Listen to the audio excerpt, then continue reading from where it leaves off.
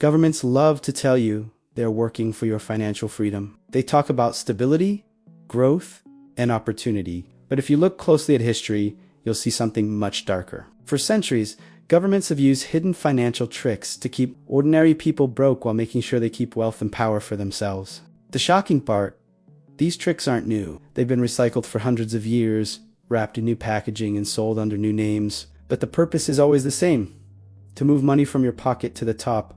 Today, we are going to pull back the curtain on these tricks, from ancient Rome to the modern day, so you can see the trap before it is too late. Let's start with the oldest trick in the book: inflation. When a government spends more than it can collect in taxes, it has two choices. It can be honest and raise taxes, which people hate, or it can quietly lower the value of the money. Ancient Rome mastered this. In the 3rd century, emperors had massive military bills to pay. To cover the cost, they started debasing the currency. They took a silver coin, melted it down, and mixed in cheap copper. At first, it looked the same, but soon, a coin that was once pure silver became mostly copper with just a thin silver wash on top. The government pretended nothing had changed, but the people paid the price. Inflation skyrocketed, savings became worthless, and wages couldn't keep up.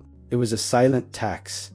Today, we don't melt coins. Central banks just print more digital money. The method changed, but the result is identical.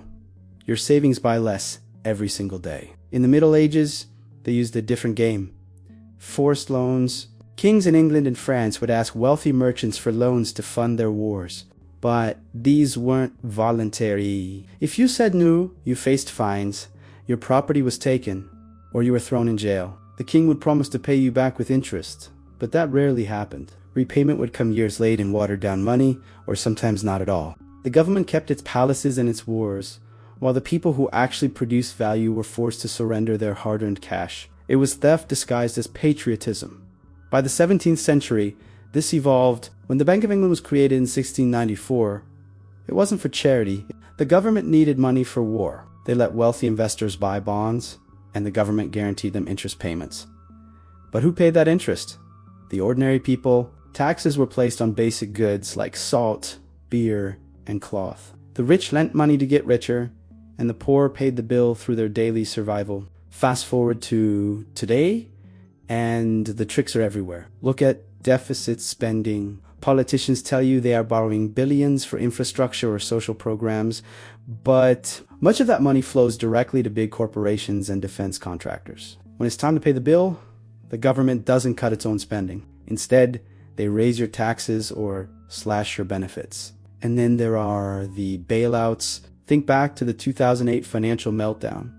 Big banks took massive risks and lost. Instead of letting them fail, the government used your tax money to save them. This is what we call privatizing the gains and socializing the losses. When the banks make a profit, they keep it.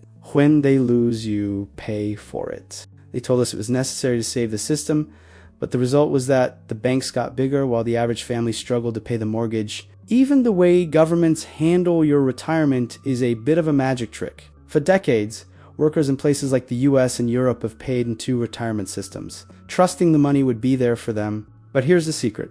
The government doesn't usually save that money. They spend it immediately on current expenses and leave a promise to pay in its place. They rely on future generations of taxpayers to cover the cost. It's essentially a giant Ponzi scheme. It works as long as there are plenty of young workers, but as populations age, the system starts to break.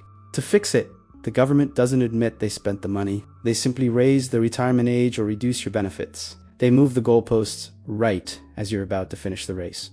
Why don't people stop this? Because the modern world uses complexity as a shield. They use terms like quantitative easing instead of printing money. They create tax codes that are thousands of pages long and financial products so complicated even experts can not explain them. This is not an accident. When you can't understand how the money is moving, you can't resist when it's being taken. In ancient Rome, you could see the copper in your silver coin. Today, the debasement is hidden in bank balance sheets and obscure government programs.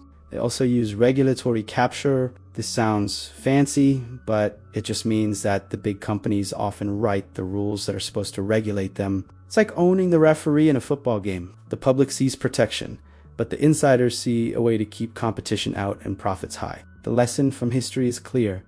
These tricks always return. Whether it's an emperor in Rome or a central bank today, the mechanism is the same. They rely on the fact that most people don't study economic history. They want you to believe that inflation is just bad luck and that bailouts are mercy. But now you know the truth. These are policies, not accidents. So what can you do? First, always look beyond the headlines. When the government announces a new stimulus, ask who gets the money first.